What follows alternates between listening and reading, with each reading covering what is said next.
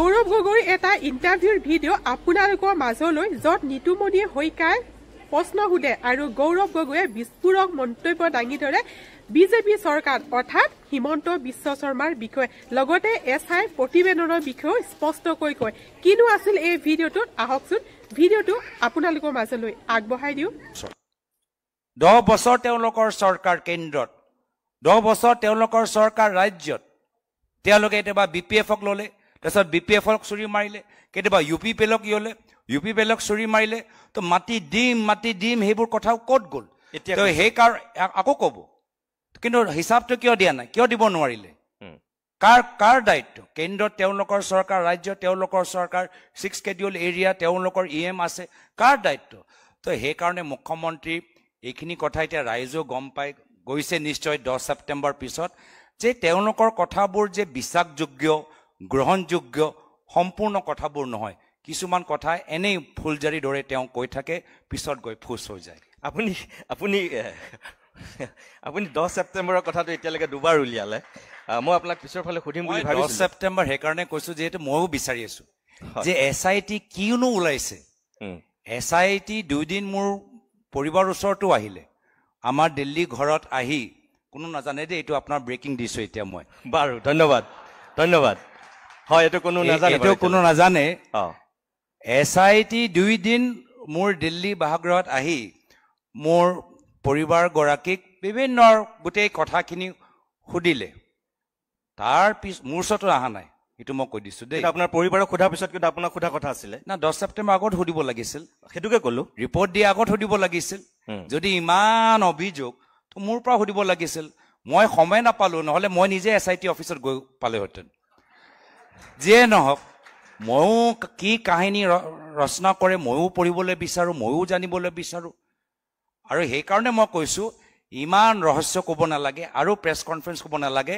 এটা ৱেবছাইটত হে এসআইটি ৰিপৰ্টটো আপলোড কৰি দিয়ক সকলোৱে পঢ়ি ল'ব আমি আৰু মুখ্যমন্ত্ৰী কথা আমি শুনিবলৈ বিচাৰ নাই একে হে ফাটা পুৰণি টেপৰ দৰে একেখিনি কথা কৈছে এসআইটি ৰিপৰ্টটো ৱেবছাইটত আপলোড কৰি দিয়ক আমি অসমৰ ৰাইজে নিজে পঢ়ি ল'ব নিজে নিজৰ মনটো তেওঁলোকে যি সিদ্ধান্ত ল'ব লাগে মই স্বীকাৰ কৰিম মই আজি আপুনি সুযোগটো পাইছো কাৰণে সুধিছো এইমাত্ৰ যিকেইটা কথা আপুনি কৈছে যে আপোনাক এবাৰো জেৰা নকৰিলে আপোনাৰ পৰিবাৰক দুদিন জেৰা কৰিলে যেতিয়া তেখেতে 10 ছেপ্টেম্বৰৰ কথাটো খুব কৈছিল তেতিয়া আপুনি মৌন আছিল মোটামুটি আপুনি মৌন তেখেত সৰব আৰু এতিয়া যেতিয়া 10 ছেপ্টেম্বৰৰ ওচৰ পাইছিলহি বা এতিয়া 10 ছেপ্টেম্বৰ হৈ গ'ল এতিয়া আপুনি সৰব তেখেতক সুধিলে তেখেতৰ গাত বিচাই ডকাতি ডাকে এতিয়া মোটামুটি সেদিনাখনতো আপোনাৰ কথা সুধোতে আপোনাক এতিয়া যিজনে ভুল কৰিবলৈ গৈছে মই কিয় শুদ্ধ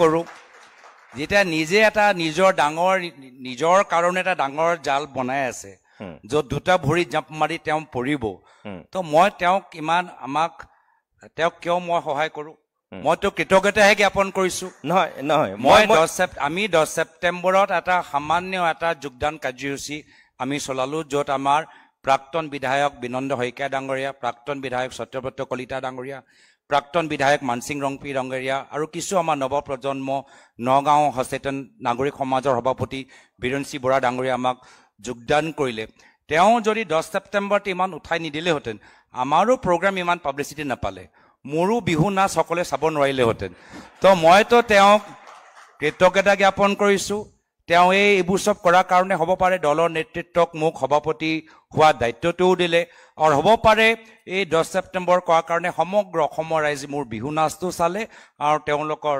স্থিতিটো কিন্তু আপোনাৰ বিহু নাচ চাইটো তেওঁ কৈছে যে তেওঁ কাষত থকা হলেতো আপোনাক গটা মাৰি বাহিৰ কৰি দিলোহেঁতেন বুলি কৈছে মই কৈছো তেখেতক মঞ্চত মাতি আনক তেওঁ যি ইচ্ছা যি গান তেওঁ ভাল পাই লগাই দিয়ক তেওঁ নাচক আমিও নাচক অলপ ফূৰ্তি কৰক ইমানো সৰব হ'বলৈ কিনো কথা আছে কোনবা গান গাইছে নাচিব পাৰে গান গাইটো আমাৰ অসমীয়া সংস্কৃতি বিহু মিচিং ৰাভা যদি আমি গীত কাৰ্বি গীতবোৰ আমি যদি ধৰি নাৰাখো নিজৰ পৰম্পৰা আমি ধৰি নাৰাখো আজি তেতিয়া আমি কেনেদৰে আমি অসমখন আগুৱাই লৈ যাম মই আৰু এটা কথা কওঁ এই সাংস্কৃতিক দিশত যেতিয়া আহিছে আজি মাজুলী ভাল এটা মাজুলী তেওঁলোকে দলং পৰি আছে কিন্তু এটা সময়ত মই ভাবোঁ সম্পূৰ্ণ হ'ব কিন্তু মাজুলী আমাৰ সত্ৰৰ অৱস্থা আজি ভাল নহয় আৰ্থিক অৱস্থাবোৰ ভাল নহয় আজি মই বিভিন্ন আমাৰ ছ'চিয়েল মিডিয়াত আমাৰ টীমে গানবোৰ ওলায় তো মই কওঁ সদায় অসমীয়া গান লগাব নালাগে, সদায় হিন্দী গান লগাব নালাগে, কাৰ্বি গান লোৱা, মিচিং গান লোৱা, নেপালী গান লোৱা, বঙালী গান লোৱা।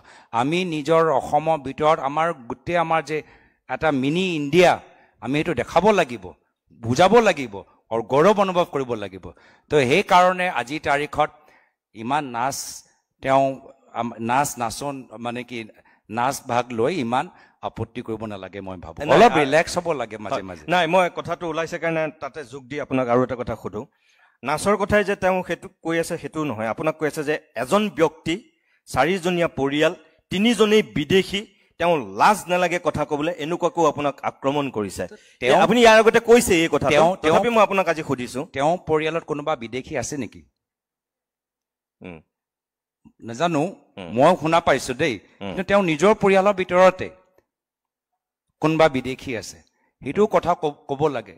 এতিয়া আমাৰে কিমান অসমৰ মানুহ ব্ৰিটিছৰ নাগৰিক হৈছে, আমাৰে কিমান অসমৰ মানুহ আমেৰিকাত গৈ গুগল আৰু এপেলত কাম কৰি আছে, এতিয়া তাত গৈ নিজৰ ইণ্ডিয়ান পাছপৰ্ট ত্যাগ কৰিলে তেওঁ কম অসমীয়া হৈ গ'ল নেকি? আমাৰে বিভিন্ন আজি আমাৰ অসমৰ ল'ৰা ছোৱালী কোনোবা বিদেশীক বিয়া কৰিছে, আয়াৰলেণ্ডলৈ গৈছে, তাত গৈছে, সেইবোৰ চব ব্যক্তিগত কথা আৰু আমাৰ একো আপত্তি নাই। মোক আৰু এটা মোক কওঁ, মোৰ বিয়া আগত মোৰ মায়ে মোক কৈছিলে যে তোমাৰ 2014 চনত নিৰ্বাচন আহি আছে, বিদেশীৰ লগত বিয়া কৰিবলৈ গৈ আছা, ৰাজনৈতিক চৰ্চা হ'ব, নিৰ্বাচনৰ পিছত বিয়া কৰি ল'বা। মায়ে মোক এইবোৰ চব কথা এতিয়া ৰাজহুৱা ক'বলৈ বেয়া পাব, কিন্তু সেই সময়ত মই এইখিনি কথা কিয় কৈছোঁ মই বুজাম, কিন্তু মই ক'লোঁ কি নহয়, এইবোৰ চব কথা কৰি ভাবি চিন্তা কৰি নিজৰ ব্যক্তিগত জীৱনত আমি প্ৰভাৱ পেলাব নোৱাৰিলোঁ। তো 2013 চনত বিয়া কৰিলোঁ, 14 চনৰ ফেব্ৰুৱাৰী মাহত এবাৰ পাকিস্তান গৈ আহিলোঁ আৰু তাৰপিছত এপ্ৰিল মে' মাহত তেওঁক মই অসমত আমাৰ গাঁওবোৰ চাবলৈ মাতিলোঁ। আৰু ৰাইজে এজন অসমীয়া যুৱকক বিদেশী বিয়া কৰাত বেয়া পোৱাতকৈ তেওঁ যিদৰে একদম অসমীয়া একদম মেখেলা চাদৰ পিন্ধি শিকিলে দেই, মেখেলা চাদৰ কেনেকৈ পিন্ধিব লাগে, যেতিয়া শিকি আমাৰ মাজত আহিলে অসমৰ মানুহে যিদৰে আৱৰি ধৰিলে, যিদৰে স্বাগতম জনালে, সেয়া হ'ল আমাৰ অসমীয়া সমাজ। আমাৰ অসমীয়া সমাজ উদাৰ, আমাৰ অসমীয়া সমাজ ইমান মানে নেৰ' মাইণ্ডেড নহয় যেনেদৰে মুখ্যমন্ত্ৰী সজাবলৈ বিচাৰে। মই ধন্যবাদ আপোনাৰ উত্তৰটোৰ কাৰণে। তথাপি মই আপোনাক এটা কথা কওঁ যে আপুনি ক'লে যে এবাৰ গৈছিল পাকিস্তানলৈ, এইমাত্ৰ ক'লে, আৰু বিজেপিৰ ফালৰ পৰা কৈ এতিয়া ক'লো 2014 চন দেই, আপুনি সাংসদ হোৱাৰ আগতেই আজি 2025 চন, 25ত, কিন্তু বিজেপিৰ ফালৰ পৰা কৈ থকা হৈছিল যে আপুনি 15 বাৰ মান গৈছিল, আৰু আনকি মুখ্যমন্ত্ৰীয়ে কৈছিল যে ISI মই সেইকাৰণে বিচাৰো SIT ৰিপৰ্ট আপলোড কৰক, ময়ো জানিবলৈ বিচাৰো কোন গ'ল। মুখ্যমন্ত্ৰী কেতিয়াবা বডি ডাবল দেখা পায়, ময়ো জানিবলৈ বিচাৰো কোনোবা মোৰ বডি ডাবল ওলাইছে নেকি, মইতো সাৱধান হ'ব লাগিব। মইতো গ'লো এবাৰ, হ'ব পাৰে মোৰ বডি ডাবল 14 বাৰ গ'ল, কোনজন ময়ো ধৰিবলৈ বিচাৰো, কি আধাৰ নম্বৰ কি পাছপৰ্ট নম্বৰ লৈ গ'ল ময়ো ধৰিবলৈ বিচাৰো। মোৰ সুৰক্ষাৰ কাৰণে মই বিচাৰো কোনজন গ'ল, মই SIT ৰিপৰ্ট ফাইল কৰক, মই সেই বডি ডাবল ওপৰত মই কেছ দিম। মই দৰ্শকক এৰি দিম এতিয়া, আপোনাক কিছু তেওঁলোকে প্ৰশ্ন কৰিব কোনোবাই আমাৰ মৃণাল তালুকদাৰ আছে। মোৰ শেষৰ ফাললৈ আহিছোঁ। 26ত আপুনি কৈ আছে যে যুঁজ এখন হ'ব, আৰু আমি যদি চাওঁ তেনেহ'লে এই মাত্ৰ আপুনি কোৱা কথাটো যে আপোনাৰ বিৰুদ্ধে হয়তো বৰ্তমানৰ মুখ্যমন্ত্ৰীৰ যিটো স্থিতি, যুঁজটো আপুনি আৰু তেখেত এই দুজনৰ মাজতেই হ'ব, গতিকে আপোনাৰ বিৰুদ্ধে ক'বলৈ বৰ বিশেষ হয়তো একো নাই আজিৰ দিনত, কিন্তু তেখেতৰ বিৰুদ্ধে আপুনি বিভিন্ন অভিযোগ উত্থাপন কৰি আছে, তেখেতৰ পৰিয়ালৰ দুৰ্নীতি ভ্ৰষ্টাচাৰৰ পৰা আৰম্ভ কৰি তেখেতৰ ব্যক্তিগত কিছু কথা বতৰালৈকে আপুনি কৈ আছে। চাওক, অভিযোগ তেওঁৰ ওচৰতো যথেষ্ট আছে, বা সময় তেখেতৰ ওচৰতো যথেষ্ট সুবিধাখিনি আছে। মোৰ প্ৰয়াত পিতৃ 15 বছৰ মুখ্যমন্ত্ৰী, দুবাৰকৈ কেন্দ্ৰীয় মন্ত্ৰী, মোৰ সাংসদ হৈ যোৱা 10 বছৰ হ'ল। তেখেতৰ ওচৰতো মোৰ ফাইলৰ পৰা, মোৰ ইতিহাসৰ পৰা, প্ৰয়াত মুখ্যমন্ত্ৰীৰ ৰেকৰ্ডৰ পৰা যথেষ্টখিনি সুবিধা আছে কিছু অভিযোগ ওলাবলৈ, কিন্তু দেখা পালে যে নহয়, মই যিখিনি কথা যোৱা লোকসভাত ক'লোঁ নিৰ্বাচন সময়ত, যে মোৰ প্ৰয়াত পিতৃ 15 বছৰ মুখ্যমন্ত্ৰী, মোৰ নামত কোম্পানী খোলা নাই, মোৰ বাৰ নামত চেনেল খোলা নাই, মোৰ মাৰ নামত বাগান কিনা নাই, মোৰ কোনোবা ককাইদেউৰ নামত ৰিজৰ্ট খোলা নাই। সেইখিনি কথা সঁচা প্ৰমাণ হোৱাৰ কাৰণেহে ফ্ৰাষ্ট্ৰেশ্যনত এই পাকিস্তান কিবা চি গ্ৰেড চিনেমা ওলাবলৈ বাধ্য হ'ল। তো সেইকাৰণে সুবিধা তেখেতৰ ওচৰতো আছে। এতিয়া আমি তেখেতক সুবিধা দিয়া নাই, এইটো আমাৰতো ভুল নহয়। আমি যিহেতু মূল কাৰণটোৱে হ'ল যে প্ৰায়তঃ তৰুণ গগৈদেৱে হওক বা মই হওক, আমি আমাৰ দুয়োজনৰ মাজত এটা কথা মানে ছেম কমন, যে ৰাজনীতি ৰাইজক সেৱা কৰা। অসমখন অসমৰ ইতিহাস য'ত বহুত ঘাত প্ৰতিঘাত হিংসা হৈছে, অসমখন সমাজক আগুৱাই লৈ যোৱা। অসমীয়া সমাজ বহুত মেধাৱী যুৱক যুৱতী, entrepreneurs, fashion designers, singers, musicians, sports persons আছে। চৰকাৰ বনোৱাৰ পিছত তেখেতক এটা প্লেটফৰ্ম দিয়া, এয়া হ'ল আমাৰ আদৰ্শ। আৰু সেইকাৰণে এইখিনিয়ে কাম আমি কৰিবলৈ আহিছোঁ। হ'ব পাৰে তেখেতৰ দৰে ব্যক্তিগত স্বাৰ্থ লৈ আমি ৰাজনীতিত ভৰি দিয়া। মোৰ শেষ প্ৰশ্নটো এতিয়া যে আপুনিয়ে হওক কংগ্ৰেছ দলেই হওক, এটা বিষয় ওলালে আপোনালোক খলঠেকত পৰা যেন লাগে। বাংলাদেশী, উচ্ছেদ, মিয়া, এই প্ৰসংগকেইটাক এতিয়া বিজেপিয়ে যেন ঢাল হিচাপে লৈ এইবাৰৰ নিৰ্বাচনী বৈতৰণি পাৰ হ'বলৈ গৈ আছে, তেনেকুৱা এটা উমান পোৱা গৈছে। শেহতীয়াকৈ আমি দেখিলোঁ আপুনি না শক্তিশালীভাৱে বিৰোধিতা কৰিছে, না শক্তিশালীভাৱে সমৰ্থন কৰিছে। আপুনি এটা কৌশলী স্থিতি লোৱা যেন লাগিল শেহতীয়াকৈ এই উচ্ছেদৰ সন্দৰ্ভত বা মিয়াৰ ইছ্যুটো যেতিয়া খাৰা কৰিছে। কংগ্ৰেছ ক'ৰবাত বাৰু সেই ক্ষেত্ৰত খলঠেকত পৰে নেকি, বা আপোনাৰ ক'ৰবাত অসুবিধা হয় নেকি? যিহেতু কংগ্ৰেছ এতিয়া মুছলমানৰ ৰাজনৈতিক দল বুলি বিজেপিয়ে মোটামুটি প্ৰতিষ্ঠা কৰিবলৈ আপ্ৰাণ চেষ্টা কৰিছে, আৰু বহু ক্ষেত্ৰত তেওঁলোক চাগে সফলো হৈছে। শেষত কি ক'ব আপুনি? অসমৰ স্থিতি আৰু আমাৰ কংগ্ৰেছ দলৰ স্থিতি একেই। প্ৰায়তঃ তৰুণ গগৈদেৱ কংগ্ৰেছ চৰকাৰ দিনতে NRC প্ৰক্ৰিয়া আৰম্ভ কৰিছিল। NRC কিয় কৰিছিল? কি যদি অবৈধভাৱে বাংলাদেশী ক'ৰবাত আছে ধৰা পৰিব, আমি তেখেতক ইয়াৰ পৰা বিদায় দিব পাৰিম। কিন্তু NRC অধুৰা কোনে ৰাখিলে? শুদ্ধ NRC কিয় দিব পৰা নাই? আজি 10 বছৰ তেওঁলোকৰ হৈ গ'ল, কিয় তেওঁলোকে শুদ্ধ NRC দিব পৰা নাই অসমৰ ৰাইজক? বৰ্ডাৰ ফেন্সিং, আটাইতকৈ বৰ্ডাৰ ফেন্সিং ওপৰত প্ৰায়তঃ তৰুণ গগৈদেৱে জোৰ দিছিল, ৰিভাৰাইন পেট্ৰলিং ওপৰত জোৰ দিছিল। এটা সময়ত প্ৰায়তঃ বাজপেয়ীদেৱে টেম্পৰেৰী ৱৰ্ক পাৰ্মিটৰ চিন্তা কৰিছিল, কংগ্ৰেছ দলে ঘোৰ বিৰোধিতা কৰিছিল। তো কংগ্ৰেছ দলৰ এই সম্পৰ্কত স্থিতি স্পষ্ট, এজনো বাংলাদেশী অবৈধভাৱে ভাৰতৰ ভিতৰত সোমাব নালাগে, অসমৰ ভিতৰত বসবাস কৰিব নালাগে। কিন্তু আজিও আমি ডক্টৰ ভূপেন হাজৰিকা আজি শতবাৰ্ষিকী আমি উদযাপন কৰিছোঁ। আজি সমাজৰ মাজত আমাৰ বৰ অসমৰ সমাজটো আমি মৰমৰ থাকিবলৈ বিচাৰোঁ। বাংলাদেশী নামত কোনোবা এটা বিশেষ জাতি অন্যায় কৰিব, অপমানিত কৰিব, কংগ্ৰেছ দল মনে মনে বহি নাথাকে। এইটো স্থিতি আগতেও আছিলে। আগতেও আমি ইতিহাসত গ'লে আন্দোলনৰ সময়ত সুত বিপৰীত গৈছিলোঁ, যিহেতু সেই সময়ত এটা কোনো জাতি জনগোষ্ঠীৰ লগত আমি অন্যায় হোৱাটো নিবিচাৰোঁ। যিহেতু আমি সংবিধানক বিশ্বাস কৰোঁ, সংবিধানৰ ভিতৰত প্ৰত্যেক ভাৰতীয় নাগৰিকৰ সমান অধিকাৰ, সংবিধানৰ উল্লেখিত যে আমাৰ মাজত এটা ফ্ৰেটাৰ্নিটি, এটা ভাল এটা পৰিস্থিতি, এটা সমন্বয় এটা পৰিস্থিতি থাকিবলৈ বিচাৰে। সেইকাৰণে আমি সদায় সমন্বয়ত হোৱাটো বিচাৰোঁ। আৰু সেইকাৰণে বাংলাদেশী নামত এটা বিশেষ জনগোষ্ঠীক অপমানিত কৰাটো আমি কেতিয়াও সহ্য নকৰোঁ। ইভিকশ্যন যেতিয়া চৰকাৰী পদক্ষেপ হিচাপে কৰা যায়, চৰকাৰী নীতি নিয়ম, চৰকাৰী পলিচি অনুকৰণ কৰি যেতিয়া কৰা যায়, তেতিয়া আমাৰ দিনতো ইভিকশ্যন হৈছে। কিন্তু যেতিয়া নিৰ্বাচন কাষ চাপিছে, মাত্ৰ অপটিক্স কাৰণে ইভিকশ্যন কৰিছে, সেইটো ইভিকশ্যন নহয়, সেইটো পলিটিক্স। আৰু এনেধৰণৰ পলিটিক্স আমি সমৰ্থন। ধন্যবাদ গৌৰৱ গগৈ, এইখিনি আপুনি বক্তব্য ৰখাৰ কাৰণে। মই খুব এটা বা দুটা প্ৰশ্ন ল'ম। আমিনাল তালুকদাৰ। ধন্যবাদ মিষ্টাৰ গগৈ। আৰু আপোনাৰ কথাটো দেখিছোঁ বহুত উৎসাহ মানুহৰ মাজত কুৱেশ্যন ল'বৰ কাৰণে। And I'm sure you have set the headlines for next couple of weeks this time. First question, if I can see in the screen, is Siddharth. Siddharth, just raise your hand wherever you are. Can I see that hand somewhere? Yes, thanks, Siddharth. The question is, no, not all, this one. The Chief Minister of Assam has put the questions that he has agents in the Congress. How will the new APCC president counter this? চাওক, তেওঁ এইখিনি নতুন কথা নহয়তো। আপোনালোকে যদি মুখ্যমন্ত্ৰীৰ কথাবোৰ শুনে, একেখিনি কথা যোৱা 10 বছৰৰ পৰা কৈ আছে। ইনফেক্ট মোৰ লোকসভা সময়তো কৈছিল যে গৌৰৱ গগৈ গাড়ীত কোন বহে সব খবৰ আমি পাই থাকোঁ যদি মোৰ গাড়ীৰ ভিতৰৰ পৰা সব খবৰ পাই থাকে তেতিয়া যোৰহাট লোকসভা ইলেকশ্যন 1.5 লাখ ভোটত কেনেকৈ হাৰিলে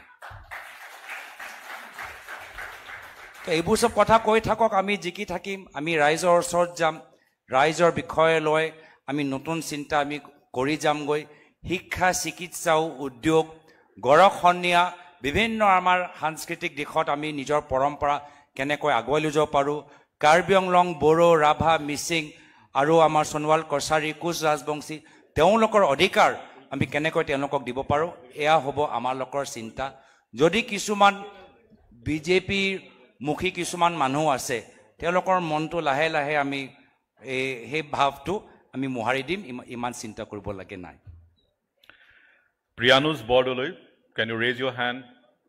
Thanks. The question is,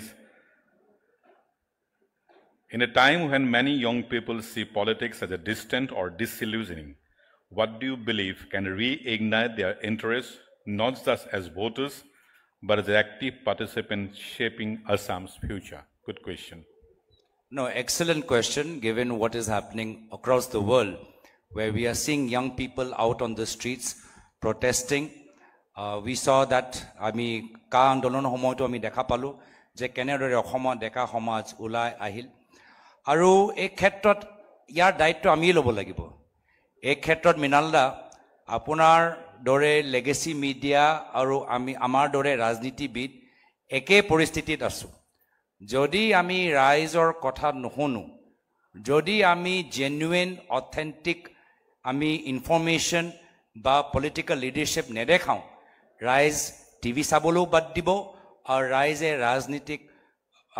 ৰাজনীতিক দলৰ ওপৰত বিশ্বাস কৰাটো বাদ দিব তো উত্তৰ আমাৰ দুইটা মিডিয়াই হওক বা পলিটিক্স হওক আমি এটা কিছু আইভেৰী টাৱাৰৰ ভিতৰত আছোঁ কিছু অহংকাৰ আমাৰ মাজত সোমাই গৈছে আজি তাৰিখত বহুত পৰিৱৰ্তন হ'ল অহংকাৰটো ত্যাগ কৰি পুনৰবাৰ আমি জনসাধাৰণক আমাৰ ওপৰত ৰাখিব লাগে জনসাধাৰণ আমাৰ তলত নহয় জনসাধাৰণ আমাৰ ওপৰত ৰাখি তেখেতৰ কথা যদি আমি বুজিবলৈ চেষ্টা কৰোঁ তেখেতে যথেষ্ট আমাক ইংগিত দি আছে ইনফৰমেশ্যন দি আছে ছিগনেল দি আছে কি বিচাৰে কি হোৱাটো বিচাৰে আৰু যদি সেই ছিগনেল লোৱাটোৱে হ'ল আমাৰ দায়িত্ব ছিগনেল যদি মিছ কৰি দিওঁ মিডিয়াৰো ক্ষতি হ'ব আমাৰো ক্ষতি হ'ব সেইকাৰণে আমাৰ ওপৰত এই নিৰ্ভৰ যে আমি কিমান ৰাইজৰ কথা শুনিবলৈ তেনে ৰাইজক আমি যুৱকসকলক বিশেষকৈ এই প্লেটফৰ্ম আমি দিবলৈ চেষ্টা কৰোঁ যদি নিজৰ দলৰ মাজত নিজৰ ভাই বান্ধৱীৰ মাজত যদি আমি আবদ্ধ হৈ থাকোঁ তেতিয়া ষ্ট্ৰীট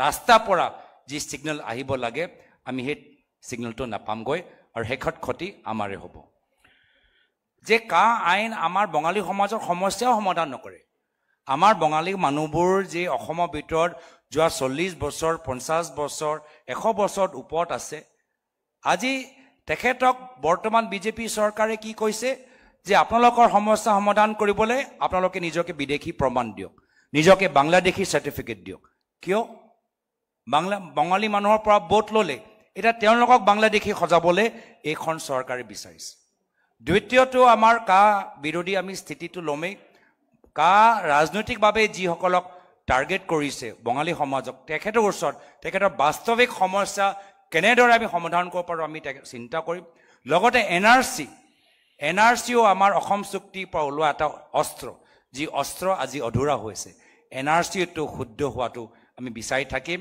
আৰু অসম চুক্তি আমাৰ সংবিধানৰ দৰে যিদৰে আজিও আমি সংবিধানৰ প্ৰতি দায়বদ্ধ হৈ আমি নিজকে মূল্যাংকন কৰিব লাগিব অধ্যয়ন কৰিব লাগিব যে আমি সংবিধান অনুসৰি কামবোৰ কৰি আছোঁ নে নাই একেৰাহে অসম চুক্তি এটা লিভিং ডকুমেণ্ট আৰু সেইকাৰণে আমি বাৰম্বাৰ আমি নিজকে নিজৰ কাম চাই নিজৰ সিদ্ধান্ত চাই আমি বাৰম্বাৰ প্ৰত্যেক দিন প্ৰত্যেক সিদ্ধান্তত আমি চাব লাগিব যে আমি অসম চুক্তি অনুসৰি কামখিনি কৰিছোঁ নে নাই কৰা সেই মনোভাৱ সেই চিন্তাধাৰা আমাৰ পৰৱৰ্তী দিনত আমাৰ কাৰ্যকালত আপোনালোকে দেখা পাব Mayush, I am taking the last question. Mayush or Prabhupada to my Najanim. Mayush Kashyap. Okay, I can see. Do you believe that addressing this is the last question by the way. Do we believe that addressing the issues of the 6 communities demanding constitutional recognition in a homogeneous manner undermines their individuality? If so, what will be your approach to address each community's concerns separately beyond just reservation and one-size-fits-all framework? Thank you. ছটা জনগোষ্ঠীৰ জনজাতিকৰণৰ বাহিৰে যদি আপোনালোকৰ এই ছটা জনগোষ্ঠীৰ প্ৰতিনিধিসকলৰ লগত আলাপ আলোচনা কৰে তেওঁলোকৰ নানান ধৰণৰ আৰু সমস্যাবোৰ আছে ৰিজাৰ্ভেশ্যনৰ ক্ষেত্ৰত তেওঁলোকৰ সমস্যা আছে আদিবাসী সমাজৰ কাষ্ট চাৰ্টিফিকেটৰ ক্ষেত্ৰত তেওঁলোকৰ সমস্যা আছে মৰাণ উন্নয়ন ডেভেলপমেণ্ট কাউন্সিলত ফাণ্ডৰ অভাৱৰ কথাবোৰ আছে কোচ ৰাজবংশীসকলৰ নামনি অসমত তেওঁলোকে নিৰাপত্তাৰ ক্ষেত্ৰত তেওঁলোকৰ কিছু সমস্যাবোৰ আছে কোচ ৰাজবংশী সমাজ আজি তাৰিখত নিজৰ ৰাজনৈতিক প্ৰতিনিধি বিটিআৰ নিৰ্বাচনতো দেখিবলৈ বিচাৰে অসম বিধানসভাতো দেখিবলৈ বিচাৰে তো এয়া হ'ল আমাৰ চেষ্টা আমি তেওঁলোকৰ ওচৰত গৈছো প্ৰতিনিধিসকলৰ লগত বহিছো তেওঁলোকৰ কথাবোৰ শুনিছো সেই কাৰণে জানিছো কিন্তু আজি তাৰিখত যদি পুলিচ পঠাই তেওঁলোকক ভয় খুৱাই দিয়ে আজি তাৰিখত তেওঁলোকৰ ছাত্ৰ নেতাসকলৰ ঘৰত এটা পুলিচৰ পৰা চিঠি যায় যে যদি আপোনালোকে ৰাস্তাত ওলাই আহে আপোনালোকক আৰেষ্ট কৰিম